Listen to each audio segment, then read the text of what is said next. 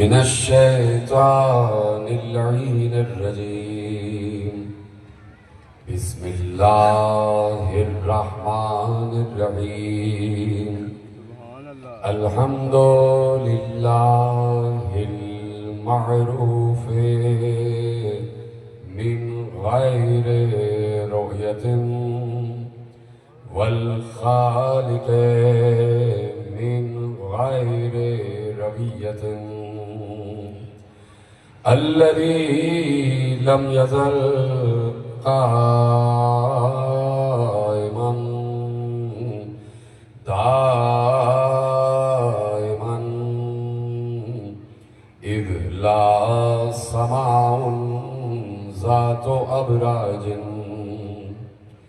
ولا ليل داج ولا بحر ساج ولا أرض ذات مهاد ولا خلق ذو اعتماد.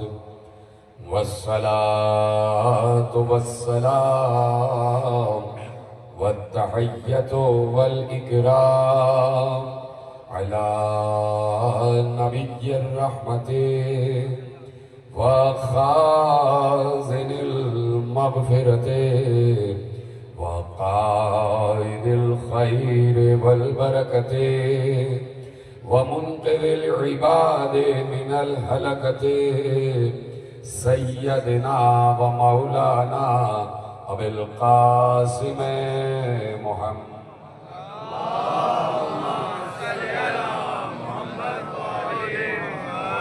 وأهل بيته الطيبين الطاهرين المعصومين المظلومين المنتخبين المنتجبين سبحان اللہ سبحان اللہ الذين أذهب الله عنهم الرجس وطهرهم تطهيرا. اللهم صل علی محمد. أما بعد فقد قال الله سبحانه وتعالى في محكم كتابه المجيد وفرقانه الحميد وقوله الحق. بسم الله الرحمن الرحيم. الذين آمنوا وتطمئن قلوبهم بذكر الله ألا بذكر الله تطمئن القلوب. صلوات محمد وآل محمد. 1448 ہجری کے عشرہ ماہ اعضا کی مرکزی پامبار کا دھوبی گھاٹ فیصل آباد میں آپ حضرات چوتھی تقریر سماعت فرما رہے ہیں. پروردگار عالم نے ہمیں یہ توفیق عنایت فرمائی ہے کہ ہمیں وہ شعور، وہ تدبر، وہ تفکر، وہ تفہم، وہ تعقل اور وہ تدبر عنایت فرمایا ہے کہ جہاں ہم قرآن سے بھی سیکھتے ہیں، حدیث سے بھی سیکھتے ہیں، آثار صحابہ سے بھی سیکھتے ہیں، تمام آسمانی کتابوں سے بھی سیکھتے ہیں، راویوں کے علم سے سیکھتے ہیں، علم فلسفہ سے سیکھتے ہیں، علم منطق سے سیکھتے ہیں، علم کلام سے سیکھتے ہیں، علم بیان سے سیکھتے ہیں، علم آئمہ سے سیکھتے ہیں، علم عصمت سے سیکھتے ہیں، اللہ کے تمام فرمودات سے سیکھتے ہیں. اور جو سیکھتے ہیں وہ یہ ہے کہ جب بھی ذکر اہل بیت کہیں پر بھی ہوتا ہے تو یقیناً ہوتا تو وہ ذکر اہل بیت ہے، لیکن اس ذکر اہل بیت میں ذکر اللہ چھپا ہوا ہوتا ہے. کہ ہمیں یہ تربیت قول رسول، آیات قرآنی، آثار صحابہ اور ما سبق کتابوں سے ملتا ہے کہ جہاں نہ توریت، نہ زبور، نہ انجیل اور قرآن تو ہے ہی، وہ تینوں کتابیں بھی ذکر آل محمد سے خالی نہیں ہیں. سلامت رہیں اس نے جملے کو محفوظ کیا. توریت و زبور و انجیل بھی ذکر مصطفیٰ و آل مصطفیٰ سے خالی نہیں ہے، اور قرآن میں بھی اکثر کوٹیشنز ایسے ہیں کہ جو انجیل سے لیے گئے ہیں، اور چونکہ قرآن بھی اسی سلسلے کی ایک کتاب ہے، وہ کہ 3 کتابیں منسوخ ہو گئی، لیکن قرآن اسی سلسلے کی کتاب ہے، وہی فرمودات ہیں، وہی آثار ہیں، تو یقیناً وہ فرمودات ایسا نہیں ہے کہ توریت میں اللہ نے کچھ اور کہا ہو اور قرآن میں کچھ اور کہا ہو۔ واہ واہ واہ واہ واہ توریت میں بھی اللہ واحد ہے، واہ واہ واہ واہ واہ واہ زبور میں بھی اللہ واحد ہے، انجیل میں بھی اللہ واحد ہے، اور قرآن میں بھی اللہ واحد ہے۔ بس تینوں کی منسوخ ہونے کا سبب یہ ہوا کہ جب امت کار الہی اپنے ہاتھ میں لے لیتی ہے تو چاہے وہ 100 ہوں یا 3 ہوں، اللہ منسوخ کر دیتا ہے۔ اس لیے کہ اللہ یہ سمجھتا ہے اور انسانوں سے زیادہ اور بہتر سمجھتا ہے۔ تو دیکھیے اکثر ہم عرض کرتے ہیں، اور یہ ہمارا 1400 برس سے انداز ہے گفتگو کا، کہ ہمارے پیش رو علماء اور ان علماء نے ائمہ سے جو عکس کیا اور ائمہ نے جو قرآن سے آیتیں ہمیں سنائیں، تو اس سے یہی صادر اور ثابت ہوتا ہے کہ ہم اللہ کی توحید بیان کرتے ہیں، مصطفیٰ کی رسالت بیان کرتے ہیں، اور مصطفیٰ کی رسالت ہدایت کے تحت بیان کرتے ہیں، اور ہدایت نبوت کے تحت بیان کرتے ہیں۔ لیکن یہ بات ہمیں ایک اختصاص عطا کرتی ہے، ہمیں ایک اختصاص اور ایک استثناء عطا کرتی ہے کہ ہم سے زیادہ کوئی ختم نبوت کا قائل نہیں ہے۔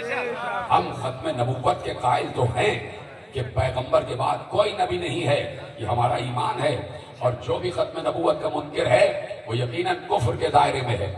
لیکن یہ عدل الہی ہے کہ اللہ نے نبوت تو ختم کر دی، لیکن غدیر میں بتا دیا کہ ہدایت ختم نہیں ہوگی، ہدایت جاری اور ساری رہے گی۔ اس کی وجہ یہ ہے کہ جب تک اللہ انسان بناتا رہے گا تب تک انسان کو ہدایت کی ضرورت رہے گی، انسان کو ہدایت کی ضرورت رہے گی۔ وہ کہ عقل فیکٹری فٹڈ ہے، اللہ کی طرف سے لے کے آیا ہے، لیکن اس عقل کو چلانے کے طریقے انسان کو آنے چاہیے۔ واہ واہ واہ واہ اس عقل کو اس طرح چلایا جائے انسان کو وہ طریقے آنے چاہیے، اور اس لیے ہدایت آتی رہتی ہے۔ اور اسی کو اللہ نے قرآن مجید میں بڑے آسان الفاظ میں کہہ دیا کہ تم کبھی بھی ہماری سنت و فطرت و آئین و قانون میں تبدیلی نہیں پاؤ گے۔ تو جو ہے گفتگو شروع ہو گئی ہے، لن تجد لسنت اللہ تبدیلا، تم ہماری فطرت میں، ہمارے قانون میں، ہمارے آئین میں، ہماری سنت میں کبھی تبدیلی نہیں پاؤ گے۔ یہ کون کہہ رہا ہے؟ سورہ نساء میں اللہ کہہ رہا ہے۔ اور اللہ کبھی بھی اپنی کسی کہی ہوئی بات کے خلاف نہیں کرتا۔ جب اس نے کہا ہے کہ ہمارے آئین میں تبدیلی نہیں ہوتی، تو آپ دیکھ رہے ہیں کہ تبدیلی نہیں ہوتی، زمین ویسے ہی گھوم رہی ہے، اللہ کا آئین ہے۔ اسی طریقے سے سورج ہے جو مدار بنا ہوا ہے، اللہ کا آئین ہے۔ سورج کے گرد 12 بروج حرکت کر رہے ہیں، اللہ کا آئین ہے۔ نہ وہ کل بدلا، نہ آج بدلا، نہ قیامت تک بدلے گا۔ اسی طرح سورج والا پورا نظام بھی کسی کے گرد گھوم رہا ہے، یہ بھی اللہ کا آئین ہے، اور از ازل گھوم رہا ہے، تا ابد گھومتا رہے گا۔ انسان اس زمین پر رہ رہا ہے اور اس زمین پر رہتا رہے گا۔ یہ زمین غلہ اگا رہی ہے، اگاتی رہے گی، اللہ کا آئین ہے۔ یہ زمین پودا بناتی ہے، بناتی رہے گی، اللہ کا آئین ہے۔ پودا درخت میں تبدیل ہوتا رہے گا، اللہ کا آئین ہے۔ درخت میں پھول آتے رہیں گے، اللہ کا آئین ہے۔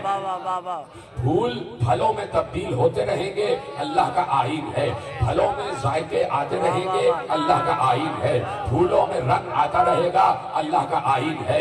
رنگوں میں خوشبو آتی رہے گی، اللہ کا آئین ہے۔ انبیاء ہدایت لے کے آتے رہیں گے، اللہ کا آئین ہے۔ بارش برستی رہے گی، اللہ کا آئین ہے۔ زمین غلہ اگاتی رہے گی، اللہ کا آئین ہے۔ ہوا چلتی رہے گی، اللہ کا آئین ہے۔ اسی طریقے سے یہ آئین اللہ کے چلتے رہتے ہیں۔ اب اللہ نے کہا کہ ہم نے آدم کو بھیجا تو ہم نے آدم کو بھیجا، اور آدم کو ہم نے ہدایت کے لیے بھیجا، یہ ہمارا آئین ہے۔ اور اس کے ساتھ ایک اور آئین اور ایک اور سنت ہم نے بنائی کہ ہم نے آدم کو بغیر جانشین نہیں رکھا.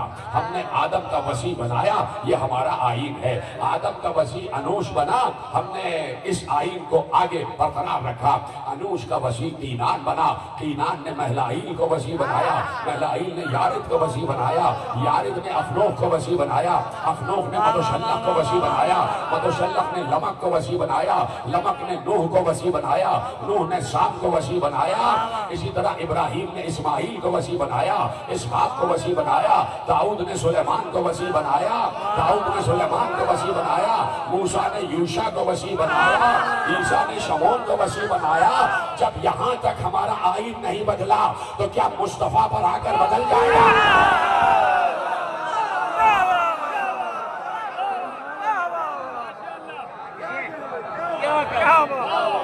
کیا کہنے، واہ واہ واہ واہ.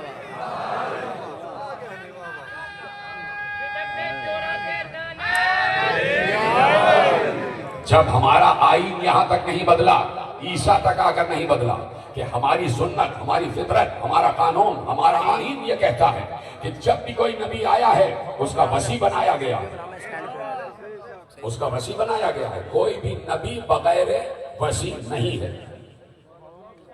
نبی ہمارا سبارڈینیٹ ہوتا ہے اور نبی اپنا سبارڈینیٹ بناتا ہے.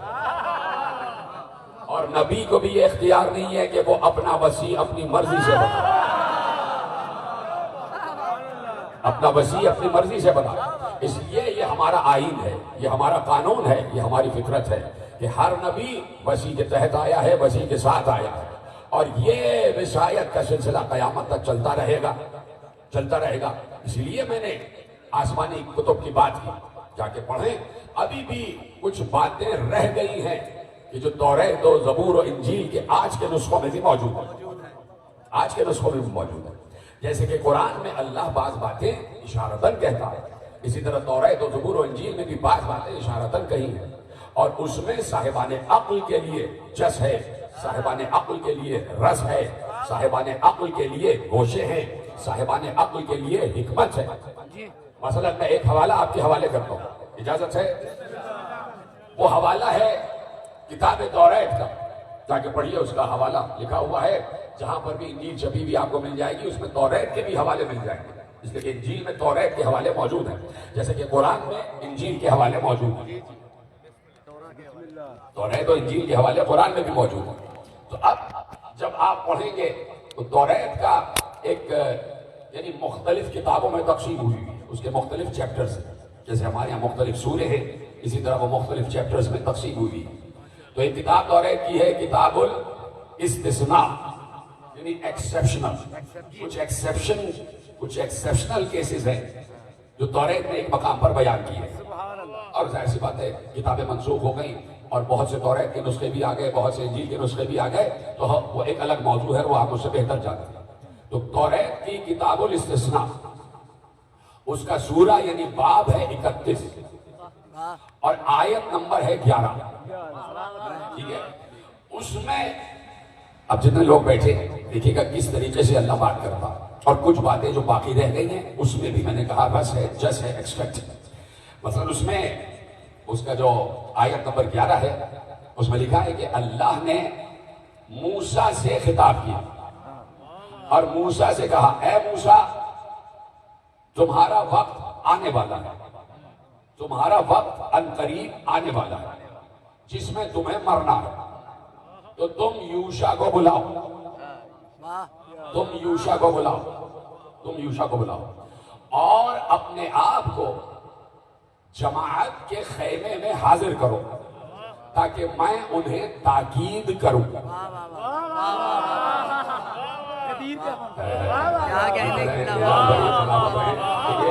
طریقے سے سمجھے ہیں آپ. کہا کہ تم موسیٰ تم جانے والے ہو، تمہاری موت کے ایام قریب آ گئے. کیسے سمجھے ہیں آپ؟ آپ سے بہتر کون سمجھے گا؟ تمہاری موت کے ایام قریب آ گئے ہیں، اس لیے تم یوشع کو بلاؤ. یہ میں کہہ رہا ہوں تم، اور جو نسخے میں لکھا ہے کہ تو یوشع کو بلا. خدا بند موسیٰ سے مخاطب ہو کے کہتا ہے کہ تیرا وقت آنے والا ہے جس میں تجھے مرنا ہے. سو اب تو یوشع کو بلا اور اپنے آپ کو جماعت کے خیمے میں حاضر کر تاکہ میں جماعت کو تاکید کروں. آیت آگے بڑھی، کہا سو موسیٰ نے یوشع کو بلایا اور موسیٰ اور یوشع روانہ ہوئے اور دونوں نے اپنے آپ کو جماعت کے خیمے میں حاضر کیا، جماعت کے خیمے میں حاضر کیا، اور اللہ نے تاکید فرمائی۔ یہاں تک آیت رک گئی۔ میں تو بعد میں کہہ رہا ہوں، آپ تو پہلے ہی پہنچ گئے۔ مفسرین نے اس آیت کی تفسیر میں، جو توراہ کی تفسیر میں لکھا ہے کہ یہ آیت وہ ہے کہ جب موسیٰ جا رہے تھے اور ان کے انتقال کا زمانہ قریب آ گیا تو اب موسیٰ کا جانشین ہے یوشع، یوشع کو بلایا، پوری قوم کو بلایا، پوری قوم حاضر ہو گئی اور موسیٰ نے یوشع کا ہاتھ بلند کر کے کہا میرے بعد میرا جانشین یہ ہے۔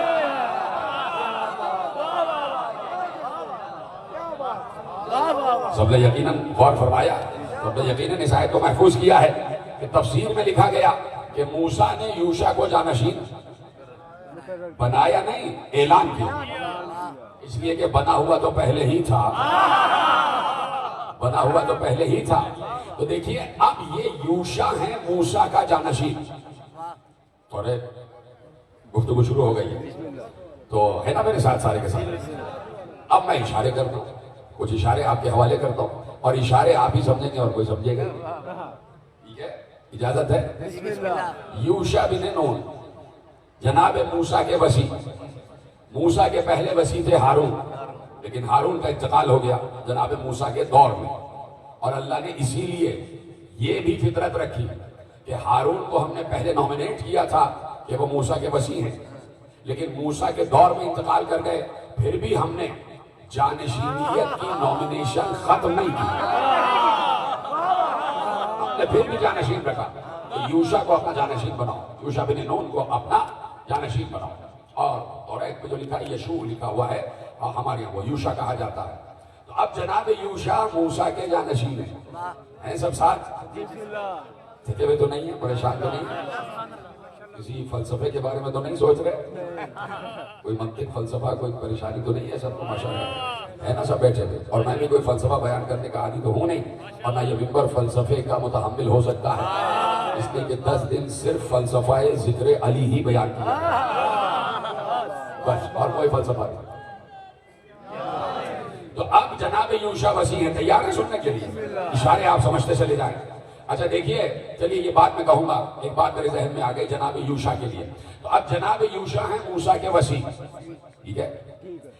جب جناب موسیٰ اس دنیا سے چلے گئے تو اب یوشع جانشین ہیں، ان کے بعد ان کے سبارڈینیٹ ہیں، ان کے بعد قوم کو سپروائز کر رہے ہیں،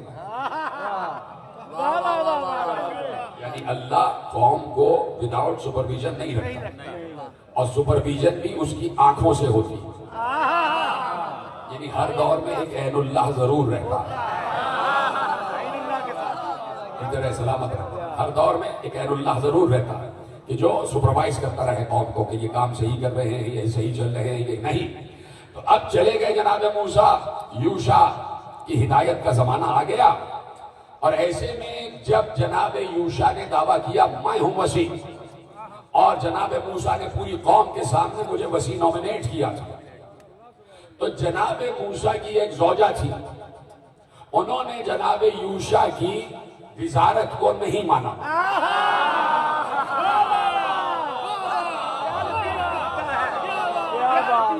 اور وہ جناب یوشع کے خلاف میدان جنگ میں آ گئی، جناب یوشع کے خلاف میدان جنگ میں آ گئی۔ تو اب یہ بھی ہوتا ہے،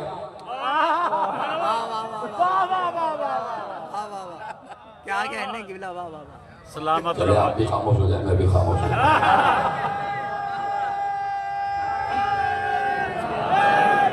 کیا کہنے؟ تو ایک تو بات یہ ہو گئی کہ ہر کوئی نبی کی اصل وصایت کو قبول کرنے کی صلاحیت بھی نہیں رکھتا، اس نے جملہ محفوظ کیا،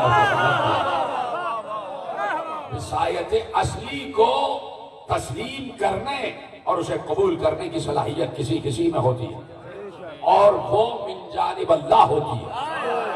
اسی لیے اللہ نے قرآن کریم میں ایک سورہ ایسا رکھا 114 سورے ہیں قرآن میں، کوئی سورہ 2 مرتبہ نازل نہیں ہوا سوائے سورہ فاتحہ کے۔ کوئی ہے سمجھنے والا بات کو؟ کوئی سورہ 2 مرتبہ نازل نہیں ہوا سوائے سورہ حمد کے، اور اللہ نے اسے اسی لیے سبع من المثانی کہا کہ 2 مرتبہ جو 7 آیتیں نازل ہوئی، 2 مرتبہ 7 آیتیں نازل ہوئی۔ اب 2 مرتبہ 7 آیتیں نازل ہوئی تو 7 اور 7 14 ہوتے ہیں۔ اگر 1 مرتبہ ہی 14 آیتیں نازل ہو جاتی تو سورہ فاتحہ 2 مرتبہ نازل نہ ہوتا۔ یہ ہے فیصلہ بات، یہ ہے فیصلہ بات کا مطلب۔ سلامت رہیں آپ، جیسے آپ نے سنا۔ کیا کہنے قبلہ بابا، قبلہ آپ کی تو فعال ہے، سلامت رہی قبلہ کیا کہنے بھائی خوش ہو جائیں آپ، اور آپ نے واقعی مجھے بھی خوش کر دی جیسے آپ نے سنا ہے کیا کہنے کہ اگر ایک ہی مرتبہ ایک ساتھ 14 آیتیں نازل ہو جاتی تو کبھی یہ سورہ 2 مرتبہ نازل نہ ہوتا۔ یہ سورہ 2 مرتبہ نازل ہوا اس لیے کہ 7 2 مرتبہ نازل ہوئے، اور اگر ایک مرتبہ جملہ دے دیں، اگر ایک مرتبہ 14 آیتیں نازل ہو جاتی تو شاید کچھ لوگ سورہ فاتحہ کے خلاف ہو جاتے۔ اس لیے اللہ نے انتظام رکھا کہ 2 مرتبہ سورہ فاتحہ نازل ہوا، اور 2 مرتبہ تاکیداً نازل ہوا، اور شاید اس کے کئی وجوہات ہو سکتے ہیں، اور میرا بھی ایک نقطہ آپ سمجھ لیں اور اس کو قبول کر لیں کہ یقیناً بار بار تاکید کی گئی، بار بار تاکید کی گئی۔ سورہ 2 مرتبہ نازل ہوا، اور 2 مرتبہ نازل ہونے کے بعد اللہ نے کہا نازل تو 2 مرتبہ کیا ہے لیکن دن میں 5 وقت پڑھنا ہے۔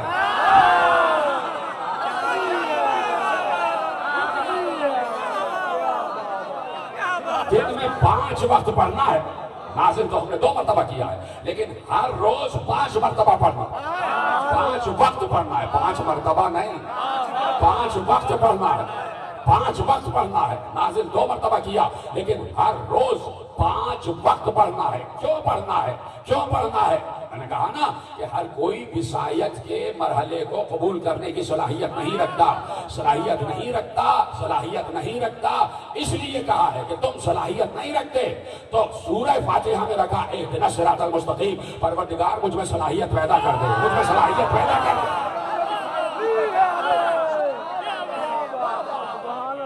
تیرے سلامت ہے پروردگار، مجھ میں وصایت جو تیری طرف سے ہے اس کو قبول کرنے کی صلاحیت پیدا کر دے۔ اہدنا الصراط المستقیم، اس کے کئی معنی ہو سکتے ہیں، ایک معنی میں نے آپ کے حوالے کر دیا۔ تو جناب یوشع کے اختلاف کی منزل پر آ گئے اور کچھ لوگوں نے قبول نہ کیا اور میدان جنگ برپا ہو گیا۔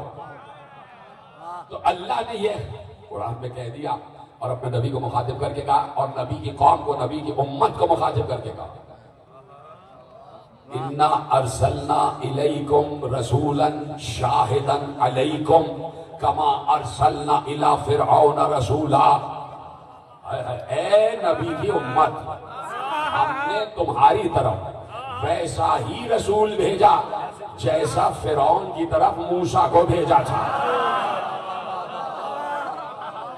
جیسے فرعون کی طرف رسول بھیجا تھا یعنی موسیٰ کو بھیجا تھا۔ باتیں سمجھ میں آ رہی ہیں؟ ایسی بات ہے کہ اب تفصیل کی ضرورت ہی نہیں ہے، اتنے پڑھے لکھے لوگ بیٹھے ہیں تو میں جو پرائمری کی کلاس تھوڑی سجاؤں گا۔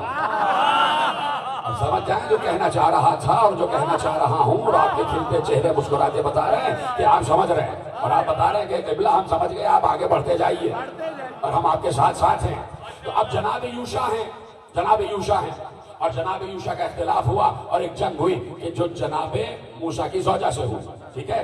اب ایک بار عمالقہ سے جنگ ہوئی، جناب یوشع جو جانشین ہیں جناب موسیٰ، ایک لشکر سے جنگ ہو رہی ہے، لشکر سے جنگ ہو رہی ہے، ادھر بنی اسرائیل ساتھ ساتھ ہے اور جنگ ہو رہی ہے، مسلسل جنگ ہو رہی ہے۔ اشارے دے رہا ہوں، آپ کے ذہنوں میں ہے، میں صرف ریکال کرا رہا ہوں، سن چکے ہیں آپ۔ جنگ ہو رہی ہے، مسلسل جنگ ہو رہی ہے، اور یوشع کی فوج آگے بڑھ رہی ہے، آگے بڑھ رہی ہے، مخالف فوج پیچھے ہٹتی چلی جا رہی ہے، پیچھے ہٹتی چلی جا رہی ہے، اور بس چند لمحے رہ گئے کہ مخالف فوج پر قابو پا لے اور فتح ہو جائے مقدر جناب یوشع کی۔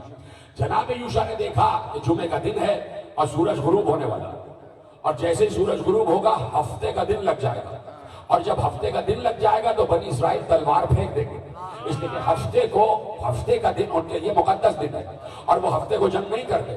اب جناب یوشع کو یہ بھی پریشانی ہے کہ فتح قریب ہے اور سورج بھی غروب ہونے والا۔ جب سورج غروب ہو جائے گا تو ہفتے کی شب لگ جائے گی، اور جب ہفتے کی شب لگ جائے گی تو میری قوم تلوار پھینک دے گی، اور جب تلوار پھینک دے گی تو ہوتی ہوئی فتح رک جائے گی۔ اب کیا کریں؟ جناب یوشا نے ایک بار سورج کی طرف اشارہ کر کے کہا جہاں ہے وہاں سے واپس آ جا۔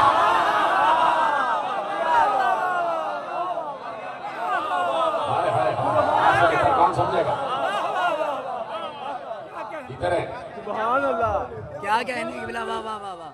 آخری آدمی تک دو ہاتھ اٹھا کے نعرہ تکبیر، نعرہ رسالت، نعرہ حیدری، حیدری، حیدری۔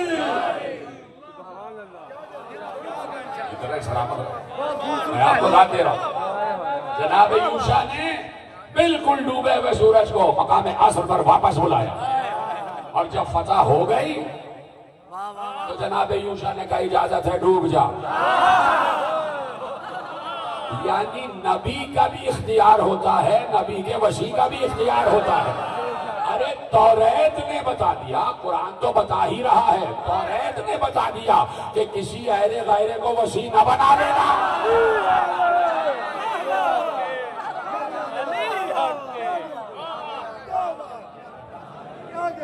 کیا کہنے کی بلا، واہ واہ واہ واہ۔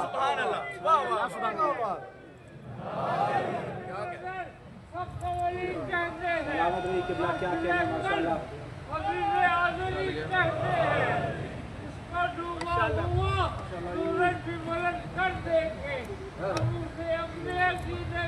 علی کہتے ہیں۔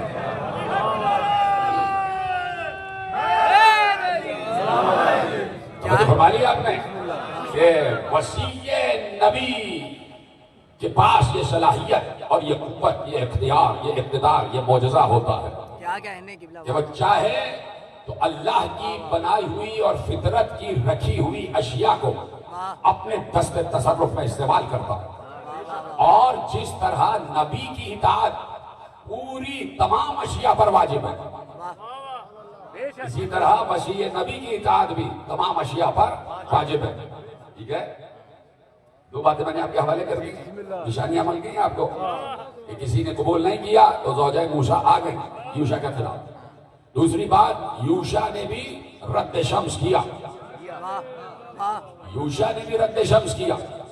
اب ایک جملہ اور لے جائیے کہ جناب موسیٰ جب چلے اور مرج البحرین کی کیفیت، اس پر پوری تقریر میں 10 سال پہلے کر چکا، جو حضرات موجود تھے ان کو یاد ہوگا کہ کس طریقے سے جناب موسیٰ چلے ہیں اور اس آب حیات کے کنارے پہنچے ہیں، اور وہ جو مچھلی تھی اور وہ سارے معاملات میں بتا چکا، اور ساتھ میں جناب یوشا بھی ہیں۔ قرآن نے جب جناب موسیٰ جا رہے ہیں کہا کہ بھئی موسیٰ اب یہ بھی بتا دو کہ کیوں بھیجا اللہ نے کہ موسیٰ جاؤ؟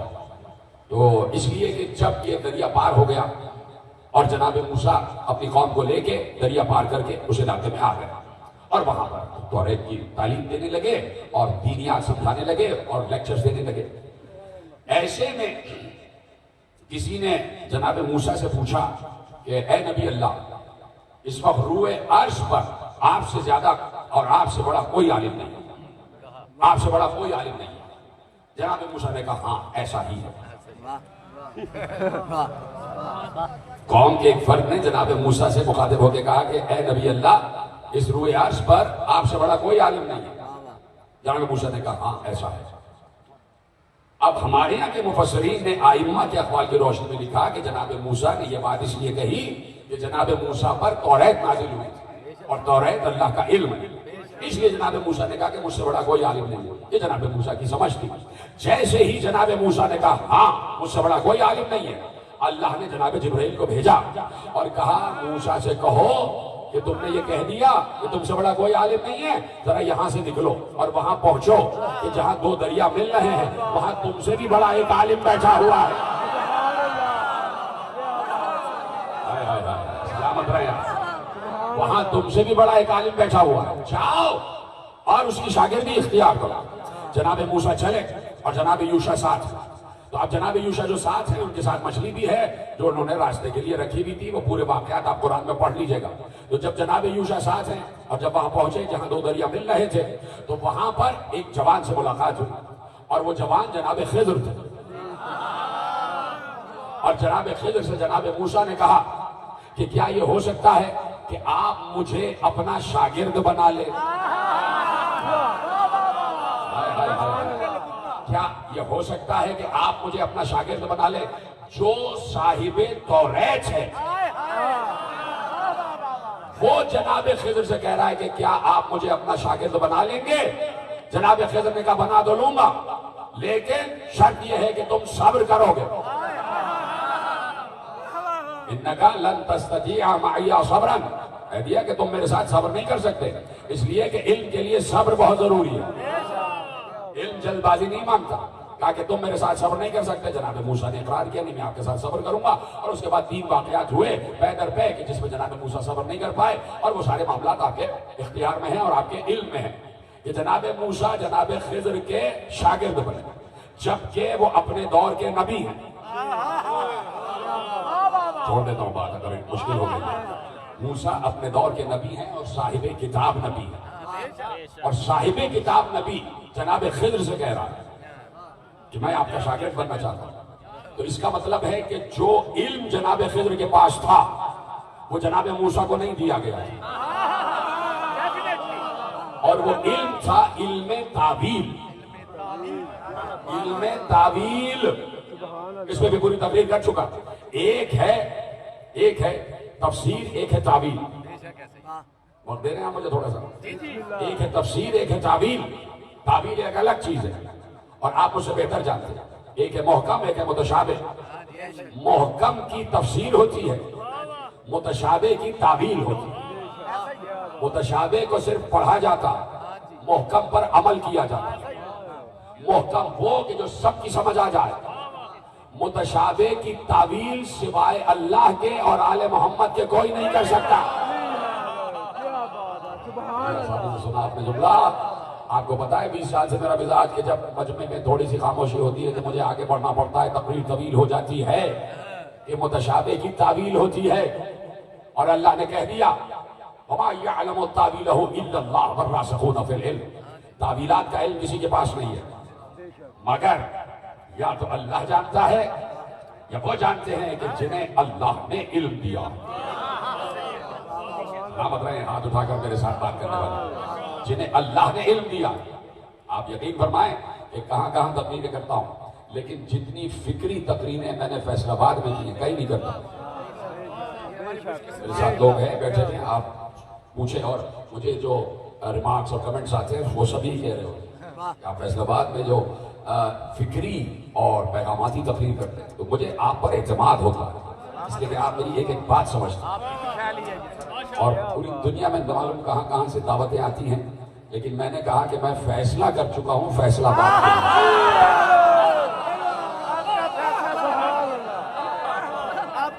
آپ کی سماجوں پر مجھے بڑا اعتماد ہے، بڑا اعتماد ہے، اس لیے آپ سے گفتگو کرتا ہوں اور تھوڑا سا آپ کا وقت لے لیتا ہوں۔ اور مجھے معلوم ہے کہ آپ اس وقت اور اس سخت موسم میں یقیناً اس وقت تو بادل ہیں، لیکن موسم سخت ہے اور گرمی ہے یقیناً، لیکن آپ چونکہ سخی ہیں اور سخی کے ماننے والے ہیں تو وقت تو آپ کے پاس ہے، تھوڑا سا مجھے دے دیں گے وقت۔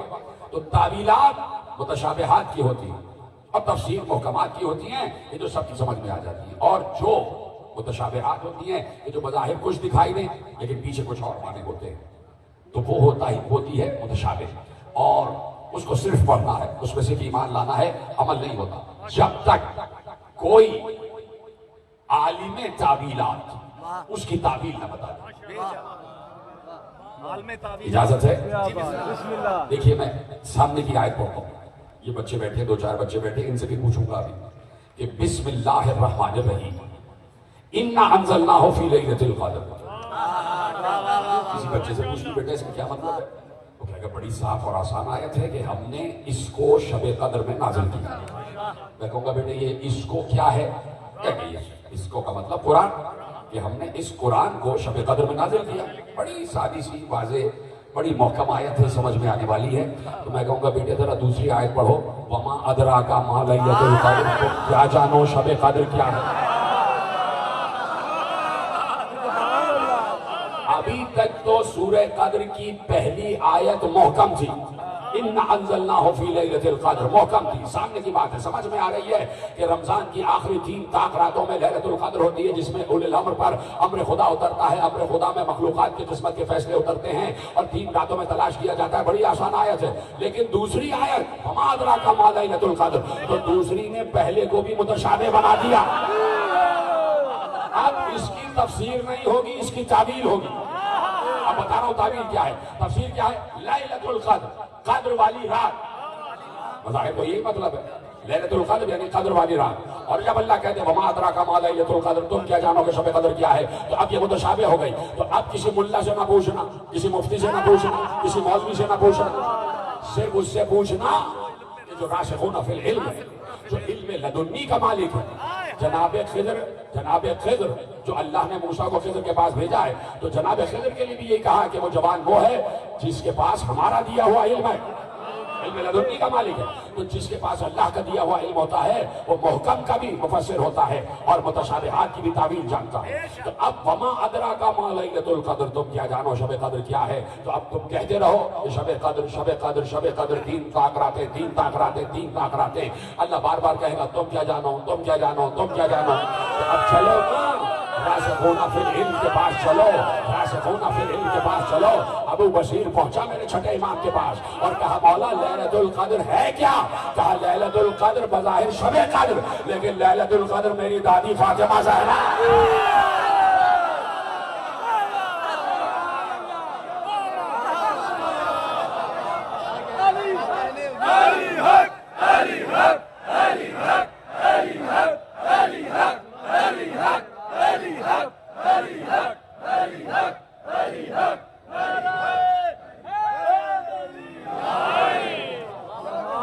سلامت رہے آپ، سلامت رہے۔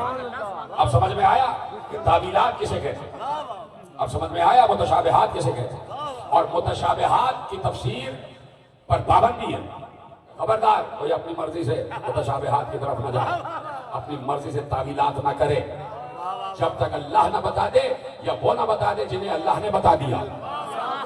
مثلا بات آ گئی ہے تو ایک جملہ اور لے جائیے، سارا جو کچھ پڑھنا تھا ابھی چھوڑ دیا میں نے، اب جب بات آ ہی گئی ہے تو چلو ہم اور آپ چلتے ہیں کسی وادی مدح علی میں چلتے ہیں۔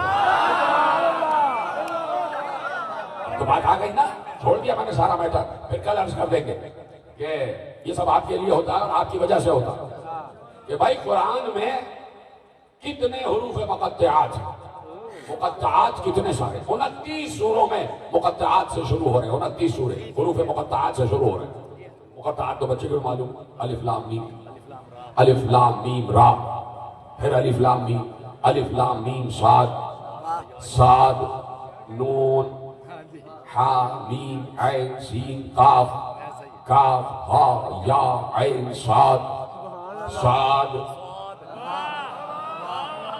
دیکھ رہے ہیں آپ کہ کتنے سورے ہیں کہ جو حروف مقطعات، مقطعات یعنی قطع شدہ، ٹکڑے ٹکڑے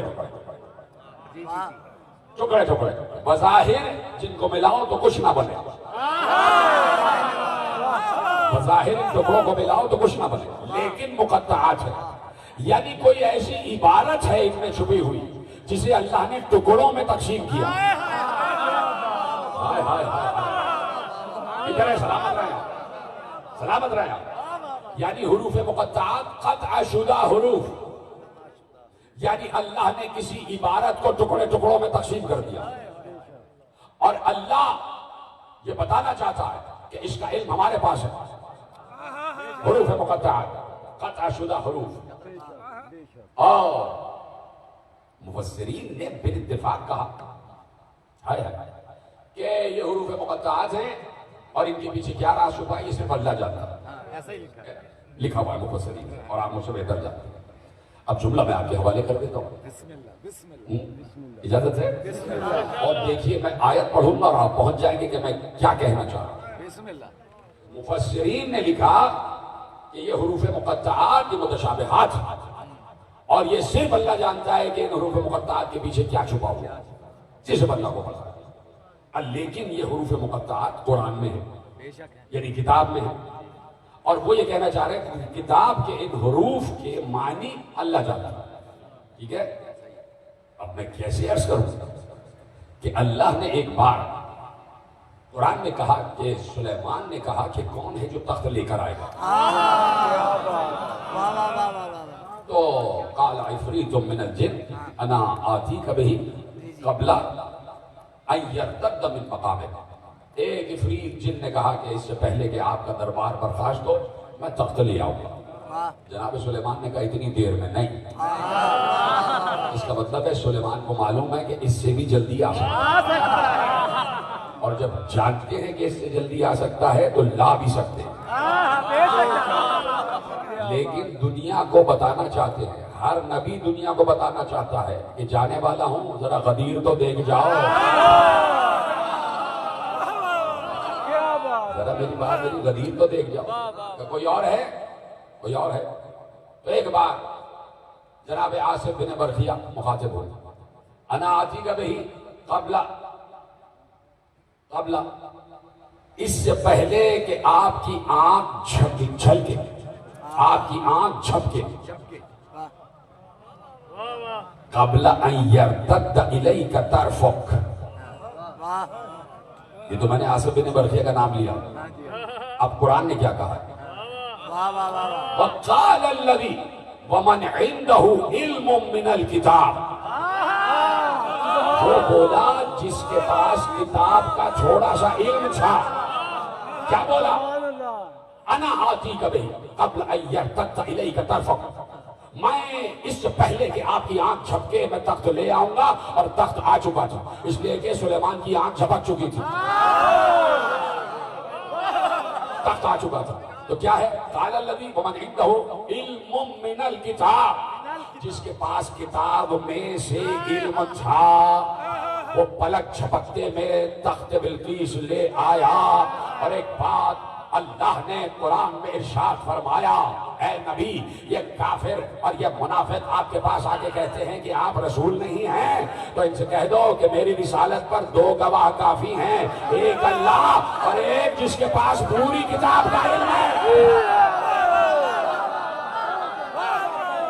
جی سلامت رہے، سلامت رہے. کہا کہ قل کفی باللہ شہیدا بینی و بینکم ومن عنده علم الکتاب. میری رسالت کی شہادت کے لیے دو گواہ کافی ہے، ایک اللہ اور ایک جس کے پاس پوری کتاب کا علم ہے. پوری کتاب کا علم ہے. جب پوری کتاب کا علم ہے تو چھوڑو، روکتا ہوں جملہ، جاؤ علماء عامہ کی تفسیر پڑھو. سب نے بالاتفاق لکھا ہے کہ یہاں علم من الکتاب سے مراد علی کی ذات ہے. میں نے فوراً کہہ دیا تو آپ نے آسانی سے لے لیا.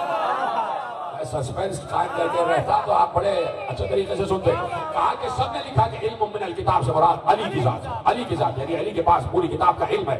جب پوری کتاب کا علم علی کے پاس ہے تو علی کو معلوم ہے الف لام میم کیا ہے، الف لام میم را کیا ہے، کاف ہا عین صاد کیا ہے،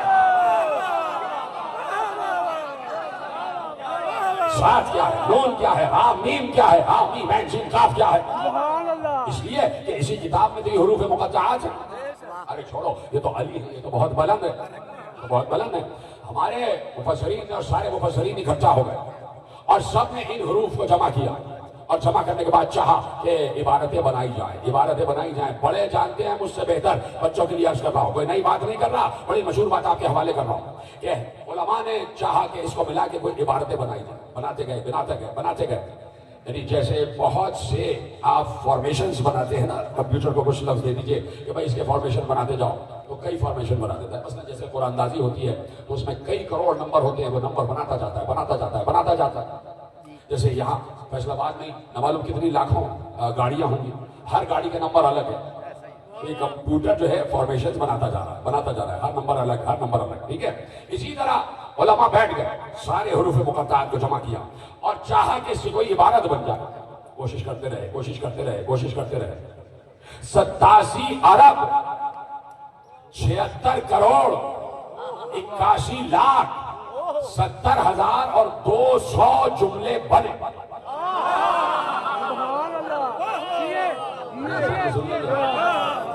87 ارب 76 کروڑ 81 لاکھ 70,000 200 جملے بنے، لیکن کسی بھی جملے کا کوئی مطلب نہیں.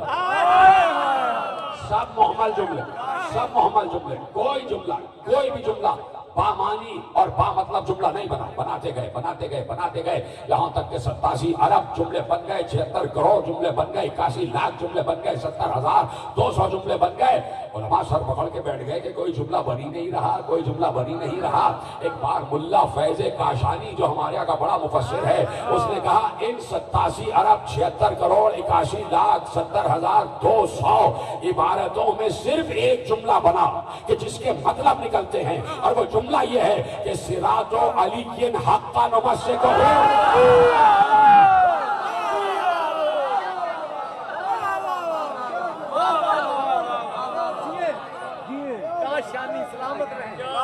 سبحان اللہ۔ کیا کہنے کی بلا، واہ واہ واہ۔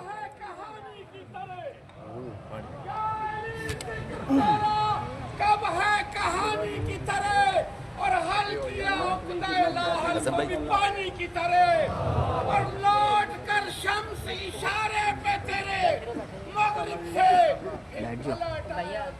زلیخا کی جوانی کی طرح۔ سکر مولا مرتضی کا، سکر مولا مرتضی کا سنانے میں مزہ آتا ہے۔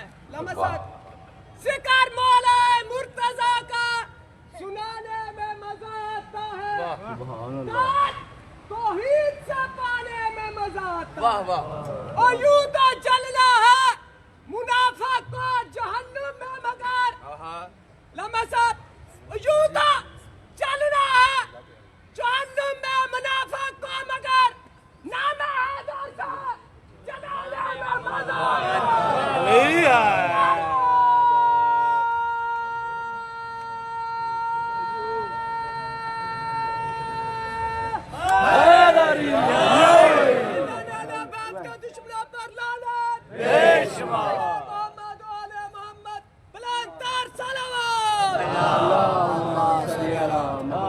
بسم اللہ۔ میں چاہتا ہوں کہ آپ کی محنت، آپ کی جو معرفت سے بڑی اس کو خراج تحسین پیش کیا جائے۔ ساروں کی نمائندگی کرتے ہوئے آپ نے ایک نعرہ لگانا ہے، آپ کی آواز نجف کی وادیوں میں بولنی چاہیے۔ کسی نعرہ لگے گا علی حق، توجہ فرما لیا آپ نے؟ صراط علی حق نمسکہ، یعنی سارے حروف مقطعات جو قطع حروف تھے، بکھرے ہوئے حروف تھے، اللہ نے راز چھپا لیا، اسی لیے ٹکڑے ٹکڑے کر دیا کیا کہنے کی، کہ کہیں کچھ جلنے والوں کے دل ٹکڑے ٹکڑے نہ ہو جائیں۔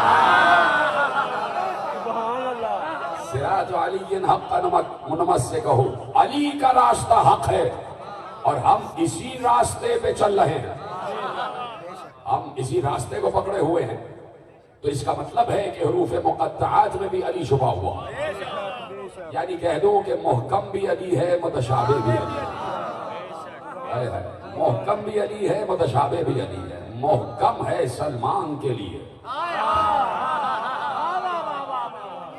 محکم ہے سلمان صفت لوگوں کے لیے، متشابہ ہے اشعری لوگوں کے لیے۔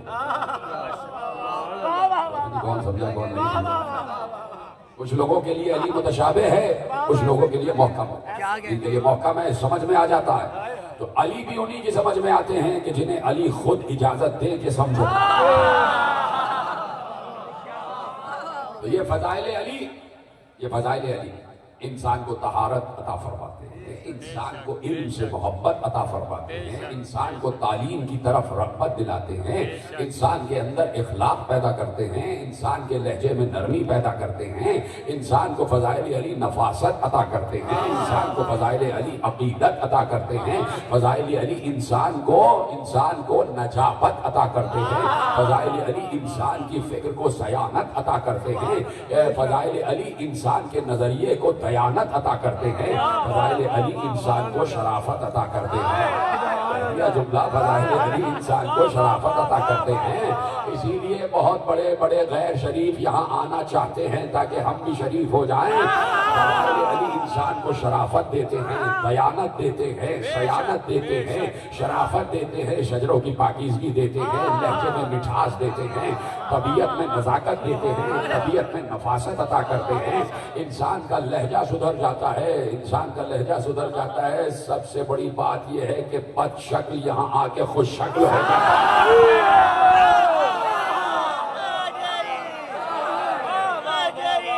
اس لیے کہ یہ علی کا ذکر نہیں ہے, اللہ کے چہرے کا ذکر ہے. اللہ کے چہرے سے زیادہ حسین کون ہوگا؟ کون ہوگا؟ اس لیے کہہ دیا کہ یہاں کا ہر بڑے سے بڑا محمد اور ہر چھوٹے سے چھوٹا محمد اور ہر بڑے سے بڑا اور چھوٹے سے چھوٹا علی. سب کے سب علی ہیں اور اسی گھر میں علویت ہے, اسی گھر میں محمدیت ہے. حقیقت محمدیہ جاننا ہے تو علی کے گھر والوں سے جاننا. حقیقت علویہ جاننا ہے تو علی کے گھر والوں سے جاننا. یہ آل ابراہیم ہے, یہ آل ابراہیم ہے اور محمد ہی آل ابراہیم ہے. اور اسی لیے اس گھر میں جب مسلم آئے تو مسلم نے دو بچوں کے نام محمد اور ابراہیم رکھے. ایک ہی گھر میں محمد بھی آ گئے, ایک ہی گھر میں ابراہیم بھی آ گئے. جائیں آپ جب اس مقام پر کہ جہاں ان دو بچوں کے روزے بنے ہوئے, اب چپ نہ رہنا, اس لیے کہ 7 اور 8 برس کی عمریں ہیں, چھوٹے چھوٹے بچے, اور تمہارے دل اسی لیے نرم پیدا کیے گئے ہیں کہ آل محمد کے بچوں کے جب مصائب پڑھے جائیں تو گریے کا حق ادا کر لینا. اس لیے کہ اس گھر کے بڑے تو غریب الوطن ہیں ہی, یہاں کے بچے بھی غریب الوطن ہیں. غریب الوطن مسلم کے بچے وطن سے چھوٹے ہوئے اور وطن سے چھوٹ کر پردیس میں آئے تو باپ سے بھی چھوٹ گئے, یعنی قید میں ہیں. کیا عجیب ستم ہے, کیا گزری ہے بچوں پر. قید میں ہیں, کوفے ہی میں قید میں ہیں. اس سے وعدہ کرتے ہو کہ جو میں جملہ کہنے جا رہا ہوں اس پر سب ایک مرتبہ ہائے ضرور کہنا. اب جو میں جملہ کہنے جا رہا ہوں بڑا کڑا جملہ ہے کہ مسلم کے بچے محمد و ابراہیم قید میں ہیں اور کوفے ہی میں قید میں ہیں, اور جو کوفے کا بازار ہے اس سے ملا ہوا گھر ہے جس میں قید میں ہے, اور اسی بازار سے بچوں کی ماں قید ہو کے گزر رہی ہے. آیا کہ یہ آیا تمہیں؟ اس کی بازار سے بچوں کی ماں سربراہ قیدی بن کے گزر رہی ہے, اور بچوں کو پتہ ہی نہیں کہ ہماری ماں اسی بازار سے قیدی بنا کے گزاری جا رہی ہے. ایک جملہ اور سن لو گے کہ اسی کوفے میں بچوں کے باپ مسلم کا لاشا لٹکا رہا, اور پورا سال بچے کہتے رہے بھائی بابا کی بہت یاد آ رہی ہے, بھائی اماں کی بہت یاد آ رہی ہے. بچوں کو کیا پتا کہ ماں یہاں سے سربراہ قیدی بنا کے گزار دی گئی اور باپ کا لاشا کوفے کی گلیوں میں گھسیٹا جاتا رہا. بچوں کو خبر ہی نہیں کہ باپ ذبح کر دیا گیا اور ماں شام میں قید ہے اور بچے یہاں کوفے میں قید ہیں. بس میرے عزیزوں, عجیب تاریخ اسلام ہے کہ جس نے آل محمد کے ساتھ کیا کیا سلوک کیا ہے. چھوٹے سے بچے ہو گئے رہا, اس طرح رہا ہوئے, سب تفصیل تمہیں معلوم ہے. لیکن ہائے او جو ایک منصوبہ لوح قدرت پہ لکھا ہوا ہے, بچے اسی مشیت کے تحت چل رہے ہیں.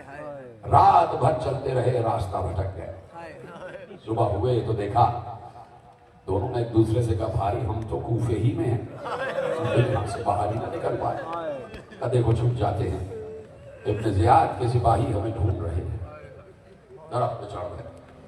شام ہوگی پھر اتریں گے اور اندھیرے میں پھر راستہ تلاش کریں گے. ایک کنیز آئی, پانی بھر رہی تھی. دریا کی سطح پر اس کو 2 چاند سے عکس نظر آئے. اس نے دیکھا 2 بچوں کی شبیہ نظر آ رہی ہے پانی پر. اس نے اب جو درخت کی طرف دیکھا تو دیکھا 2 ننھے سے شہزادے بیٹھے, 7 اور 8 برس کے خوبصورت بچے جن کی لمبی لمبی زلفیں دوش تک آئی ہوئی, چاند سے روشن چہرے. سمجھ گئی کسی بڑے عظیم اور امیر گھرانے کے بچے, بادشاہوں کے اولاد شہزادے ہیں. گردن اٹھا کے کہا کہ بچوں کہاں اوپر بیٹھے ہو, گر جاؤ گے, زخمی ہو جاؤ گے, نیچے آ جاؤ. تقریباً 1 سال کے بعد बच्चों ने प्यार भरा लहजा सुना, बच्चों ने प्यार भरा लहजा सुना, आ गए, नीचे आ गए। कनीज ने कहा, बच्चों कौन हो, तुम्हारा घर कहाँ है? बच्चों ने आहिस्ता से कहा, हमारा कूफे में घर नहीं है। कहा, माँ बाप कहाँ हैं? कहा, कुछ नहीं पता कि बाबा कहाँ हैं, कुछ नहीं पता कि अम्मा कहाँ है।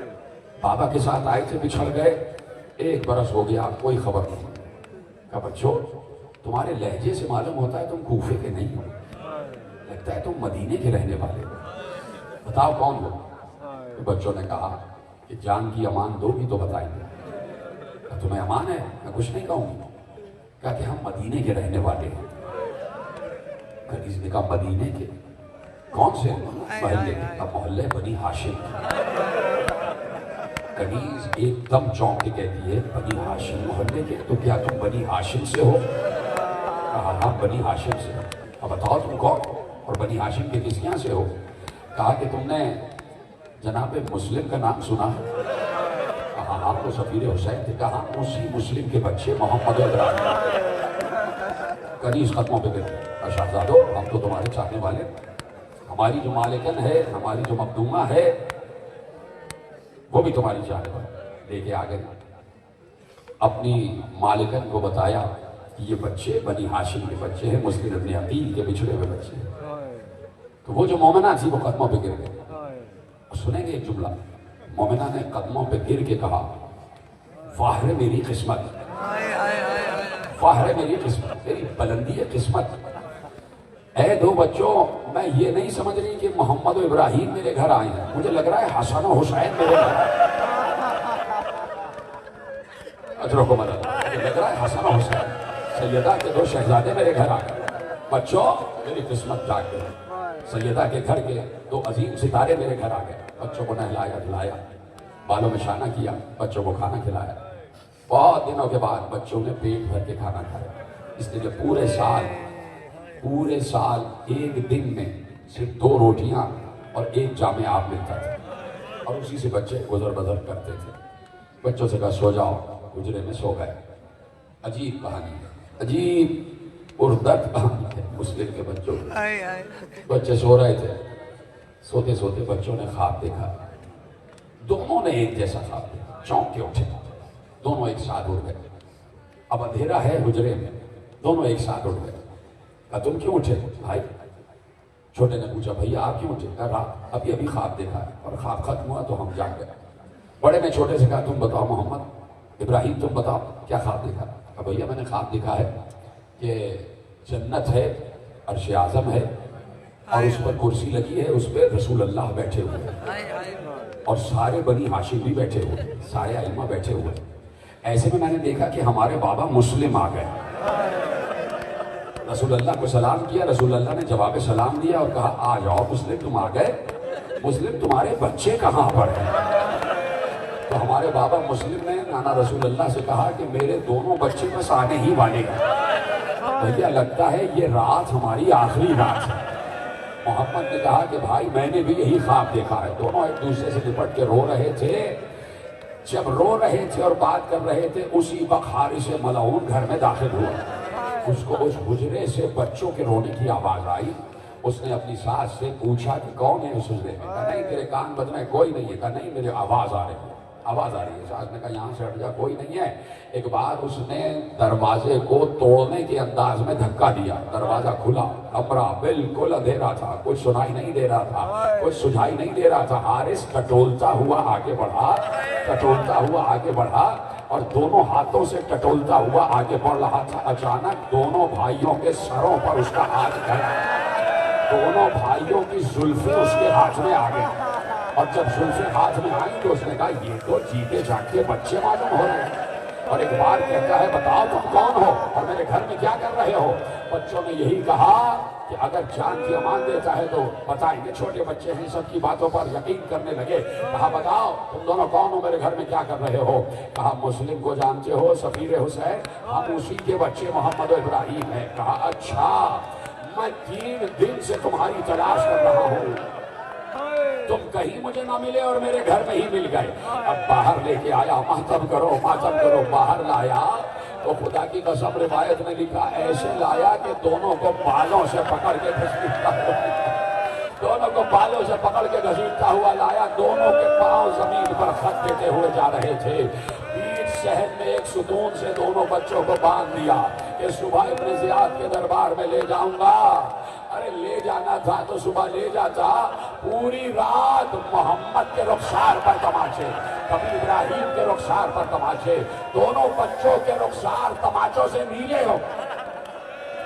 صبح ہوئی، بچوں کو لے کے چلا اور کہا کہ تمہارے سر کاٹ کے ابن زیاد کے دربار میں لے جاؤں گا۔ ماں قدموں پہ گر گئی، نہ کر، ایسا نہ کر، یہ فاطمہ کے گھر کے بچے ہیں، یہ رسول کے گھر کے بچے ہیں، ارے محشر میں فاطمہ کو کیا منہ دکھائے گا؟ اس نے کہا نہیں، مجھے انعام چاہیے اور انعام مجھے زیادہ ملے گا۔ بچوں کو لے کے گیا، فرات کے کنارے چلتا رہا، جیسے ہی فرات کا کنارہ آیا کہا یہیں رک جاؤ، دونوں یہیں رک گئے، بیٹھ گئے، دونوں کو بٹھا دیا اور کہا یہی ذبح کروں گا اور دونوں کی گردنیں کاٹ کر سر ابن زیاد کے دربار میں لے جاؤں گا۔ دونوں نے کہا کہ دیکھ ہمیں بیچ کے کچھ پیسے تجھے مل جائیں گے، چھوڑ دے ہمیں جانے دے۔ بچے حجت تمام کر رہے، حجت خدا کے گھر کے بچے ہیں، حجت تمام کر رہے، دیکھ ہمیں غلاموں کے بازار میں بیچ دے، جہاں غلام بیچے جاتے ہیں ہمیں بیچ دے، ہم بہت اچھی قیمت میں بک جائیں گے، تجھے جتنے پیسے چاہیے مل جائیں گے۔ کہا نہیں، تمہیں قتل کروں گا۔ کہا اچھا ہمیں چھوڑ دے، ہم جتنا تجھے انعام ملنے والا ہے اس سے دگنا پیسہ دلوائیں گے، ہمیں ہمارے گھر جانے دے، ہم 10-10 ہزار دینار۔ پھر حجت تمام کی، کہا نہیں میں تمہیں لے جاؤں گا ابن زیاد کے دربار میں۔ کہا اچھا اگر طے ہی کر لیا ہے تو کچھ دیر رک جا۔ کہا کیوں رک جاؤں؟ کہا 2 رکعت نماز پڑھنے کیا گریہ کر رہے خدا آپ کے ان گریہ کی آوازوں کو سیدہ کے اس دیار تک پہنچا دے جسے جنت البقیع کہتے ہیں۔ کہا کہ 2 رکعت نماز پڑھنے دے۔ کہا پڑھ لو اگر تمہیں نماز سے کوئی فائدہ ہو۔ دونوں بچوں نے کہا فرات سامنے ہے، وضو کرنے دے۔ کہا نہیں، اس وضو کرنے کے بہانے پانی پینا چاہتے ہو؟ میں تمہیں تشنہ دہن ذبح کروں گا۔ نہیں جانے دیا، پانی تک نہیں جانے دیا۔ بچوں نے وہیں تیمم کیا، اسی خاک سے تیمم کیا، اور خاک سے جب تیمم کرو تو چہرے پر خاک آ جاتی ہے نا، چہرے پر خاک آ جاتی ہے۔ یعنی بچے سمجھ رہے ہیں کہ ہم بھی کربلا ہی کا حصہ ہیں، ہماری قربانی بھی کربلا ہی کی قربانی ہے۔ اور بچوں کے ذہن میں تو تھا بھی نہیں، لیکن کیا معلوم تھا کہ عاشورے کو حسین کے چہرے پر بھی خاک ہوگی، اور وہ خاک علی اصغر کی قبر کی ہوگی۔ بچوں نے تیمم کیا، چہرے خاک سے ہٹ گئے، بچوں نے نماز پڑھی، نماز تمام ہو گئی، اور بچے اللہ سے دعا کرتے رہے کہ جلدی سے دعا ختم کرو۔ نماز اس لیے پڑھا رہے ہو کہ تاکہ تمہارا عرصہ حیات بڑھ جائے۔ ان بچوں نے دعا کی پروردگار اس ملعون اور ہمارے درمیان جلدی فیصلہ کروا، اس کو جلد از جلد سزا دلوا۔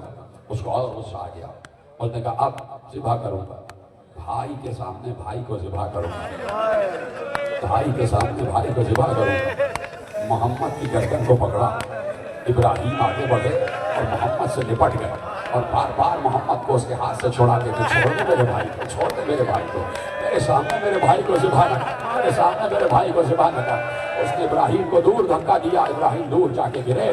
ایک بار محمد کے گلے پہ چھری چلایا ہی چاہتا تھا، محمد کے کرتے کا گریبان بند تھا، بٹن بند تھے، تکمہ بند تھا۔ اس نے کہا جلدی سے اپنے گریبان کے تکمے کو کھولو، جلدی سے اپنے گریبان کے تکمے کو کھولو۔ اب بچے کے ہاتھ ہے نا، چھوٹا بچہ، ہاتھ تب کپا رہے تھے، بار بار ہاتھ تب کپا رہے تھے۔ جب گریبان کھولنے میں دیر ہوئی تو اس نے ہاتھ چھٹک کر گریبان کو پکڑ کر کھینچا، پورا کرتا چاک ہو گیا۔ ادھر سے ایک تماچا، دوسرا تماچا۔ اب محمد کو پشت کے بل زمین پر لٹایا، سامنے بھائی دیکھ رہا ہے، ختم کر دو تقریر، سامنے ابراہیم دیکھ رہا ہے۔ یہاں تو شریعت یہ کہتی ہے کہ ایک گوشت بند کو دوسرے کے سامنے ذبح نہ کرو، ایک جانور کو دوسرے کے سامنے ذبح نہ کرو، اور یہاں تو ایک بھائی کو دوسرے بھائی کے سامنے ذبح کیا جا رہا ہے۔ کیا گزری ہوگی ابراہیم پر جب بھائی کو ذبح کرتے ہوئے دیکھ رہا تھا۔ ابراہیم نے دیکھا کہ محمد کے گلے پر خنجر چلا، محمد کا گلا کٹا۔ سن رہے ہو میرے عزیزو، میرا تو کلیجہ پھٹ رہا ہے۔ محمد کا گلا کٹا، اور ایک دم نہیں کٹا، اس لیے کہ پہلے پشت قفا سے وہ ہڈیاں ٹوٹی جو گردن میں ہوتی ہیں، ہڈیوں کے ٹوٹنے کی آواز آئی، پھر وہ رگ کٹی، جس رگ کو رگ حیات کہتے ہیں، وہ گردن کاٹ کے اس نے محمد کا گلا ایک طرف رکھ دیا۔ میں نے پڑھ دیا، تم نے سن لیا، میں نے پڑھ دیا، تم نے سن لیا۔ اب یہ تو دیکھو کہ جو ابراہیم ہے اس پر کیا گزر رہی ہوگی، جب بھائی کا کٹا ہوا سر زمین پر رکھا ہوا دیکھ رہا ہے، وہ بھائی اٹھا اور محمد کے خون میں غوطے لگانے لگا، کبھی اپنے بڑے بھائی کے جسم کو چومتا ہے، کبھی بڑے بھائی کے سر کو چومتا ہے۔ ایک بار حارث آگے بڑھا، ابراہیم کو بالوں سے پکڑا، دور جھٹکا دے کے پھینکا اور وہاں پہنچا اور ابراہیم کے گلے کو بھی گھمانے کے بعد زمین پر لٹایا، لٹانے کے بعد ابراہیم کے گلے کو بھی قطع کر دیا، دونوں بھائیوں کے سروں کو ایک طرف رکھ دیا، دونوں کے جسموں کو اٹھایا، فرات میں پھینک دیا، دونوں کے جسم ایک دوسرے سے بغل گیر ہو گئے، دونوں بھائی ایک دوسرے سے لپٹ گئے۔ میں چادر زہرا کا واسطہ ہے، آواز آ جائے، تمہارے گریے کی آواز آنی چاہیے۔ خدا میری ماں بہنوں کی گودیوں کو سلامت رکھے، خدا تمہارے بچوں کے سروں پر تمہارا سایہ سلامت رہے، آل محمد کے بچوں کے صدقے میں خدا تمہیں کوئی غم نہ دے سوا غم حسین کے۔ دو ننھے کٹے ہوئے گلے سامنے رکھے تھے، اس نے دونوں سروں کو اٹھایا، اٹھانے کے بعد دو زنبیلوں میں ڈالا، دو بوریوں میں ڈالا، دو تھیلوں میں ڈالا اور ڈال کے چلا ابن زیاد کے دربار میں پہنچا۔ دربان سے کہا، حاکم سے کہو کہ ایک شخص آیا ہے تیرے لیے قیمتی تحفہ لایا، قیمتی تحفہ لایا ہے۔ دربان نے آگے بتایا، باہر ایک شخص کھڑا ہے، اس کے ہاتھ میں دو تھیلے ہیں اور وہ کہتا ہے ابن زیاد کے لیے قیمتی تحفہ لایا ہو۔ ابن زیاد نے کہا بلاؤ کون ہے؟ جیسے ہی دربار میں داخل ہوا، ہاتھ میں دو تھیلے تھے، ان تھیلوں کے نیچے سے تازہ تازہ لہو ٹپک رہا تھا، تازہ تازہ لہو ٹپک رہا تھا۔ تھیلے لے کے آیا، کہا تو کون ہے؟ حارث ہوں۔ کہا کیا لایا؟ کہا تو خوش ہو جائے گا، ایسا انعام لایا ہوں، ایسا تحفہ لایا ہوں، ایسا ہدیہ لایا ہوں۔ ابن زیاد نے کہا دکھا کیا لے کے آیا ہے؟ اس نے تھیلوں کو زمین پہ رکھا، ایک تھیلا کھولا، دوسرا تھیلا کھولا، دونوں میں ہاتھ ڈالا، کٹے ہوئے سر برآمد ہوئے، دونوں کو زلفوں سے پکڑے ہوئے ایسے دربار میں اوپر اٹھایا اور ہلا ہلا کے کہتا تھا یہ ہیں تحفے، یہ ہیں تحفے۔ ارے بچے اتنے معصوم تھے، اتنے حسین تھے کہ بے اختیار ابن زیاد کھڑا ہو گیا اور کھڑے ہو کے کہتا ہے او ظالم، کس ماں کی گود اجاڑ کے آ گیا، کس ماں کی گود اجاڑ کے آ گیا؟ کہا ابن زیاد یہ مسلم کے بچے آئے۔ میں نے کہا تھا کہ انہیں زندہ لے کے آنا، کہا اگر میں نے زندہ لاتا تو لوگ مجھے ان سے چھین لیتے، ان کو مجھ سے چھین لیتے اور میرا انعام رہ جاتا، اس لیے میں ذبح کر کے لایا۔ تو نے کہا تو نے میرے حکم دولی کی ہے، میری حکم کی خلاف ورزی کی ہے، تجھے نہیں بخشوں گا، کوئی انعام نہیں ملے گا۔ کہا لے جاؤ اسے، اسی مقام پر لے جاؤ، کہا اس نے بچوں کو دفن کیا تھا، کہا اس نے بچوں کو قتل کیا تھا۔ ایک بار کہتا ہے کہ کوئی ہے جو اس حارث کو لے جائے اور اس کو وہیں ذبح کر دے۔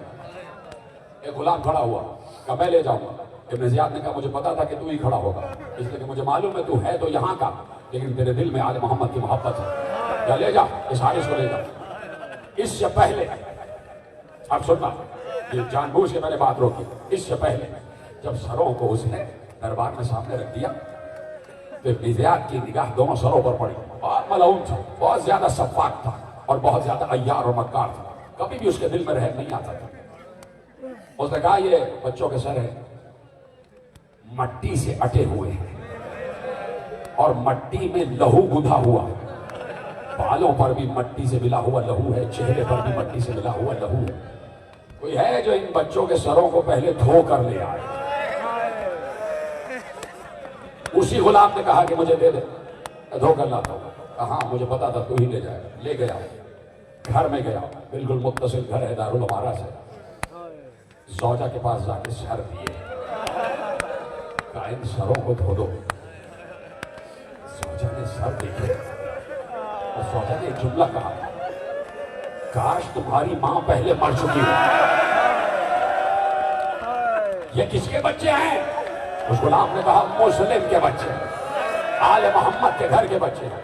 रो रो के चीख चीख के रोती रही और बच्चों के सरों को धुलाती रही और आवाज देती रही, ऐ फातिमा ज़हरा, आपके दो लाल आज मेरे घर पे आए हैं। बच्चों के सरों को धो के दरबार में भेज दिया गया। गुलाम से कहा, हारिस को ले जा, हारिस को ले जा और वहीं जाके कत्ल करना जहां इसने बच्चों को ज़िबा किया है। साथ में पूरा मजमा है, बच्चे साथ साथ हैं। हारिस को पत्थर मारते हुए बच्चे जा रहे हैं और इस गुलाम ने हारिस के हाथों को रस्सी से बांधा हुआ है। और जैसे ही फुरात के किनारे आया तो देखा, इस गुलाम ने देखा कि वहां कुछ खून के कतरे पड़े हुए हैं और वो खून के कतरे फुरात तक जा रहे हैं। इस गुलाम ने हारिस से पूछा, ये क्या है? कहा, बच्चों के लाशों को, कटे हुए लाशों को फुरात में फेंका है, ये उसी का निशान है। जैसे ही आगे बढ़ा, आखिरी जुमला तकरीर का, जैसे ही आगे बढ़ा उसने जमीन पर कुछ निशान देखे। गुलाम ने हारिस से पूछा, ये कैसे निशान है? उसने कहा, जब बच्चों के गले काट रहा था, बच्चे तड़प रहे थे, जमीन पर पांव मसल रहे थे, अपनी माँ, अपने बाबा